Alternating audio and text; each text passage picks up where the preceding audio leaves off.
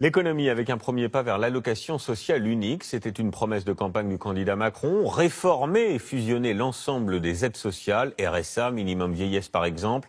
Eh bien, dès l'an prochain, il n'y aura plus qu'un seul versement pour les bénéficiaires. Alexandre Perroux nous explique avec Luc Ricorian.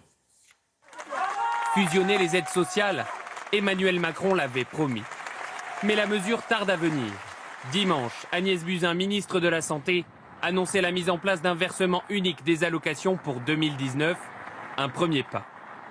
Exemple avec une personne qui touche l'allocation adulte handicapé et le RSA. Concrètement, le montant des aides ne changerait pas, c'est leur versement qui interviendrait le même jour.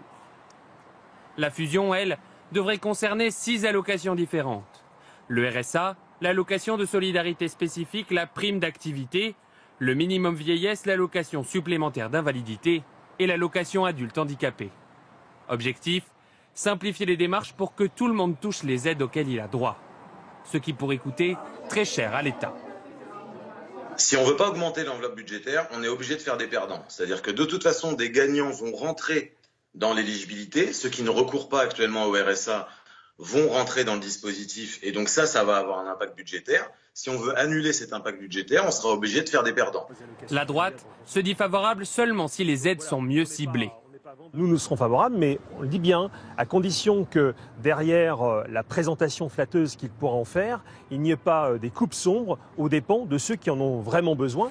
Cette députée communiste, elle, dénonce une politique qui stigmatise les plus fragiles. Le regroupement, il n'est pas bon ou mauvais en soi. Le problème qui est là, c'est moins. C'est surtout ça, c'est-à-dire c'est moins de services, moins de personnes qui vont s'occuper aujourd'hui des prestataires de ces aides sociales et rien en plus pour eux. Les arbitrages autour de cette fusion sont toujours en cours. Elle devrait être mise en place en 2020 ou 2021.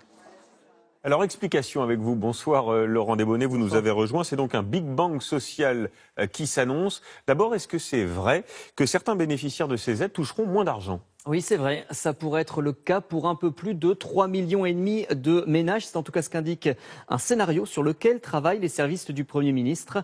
Parmi ces perdants, 1,5 million n'auraient tout simplement plus droit aux prestations.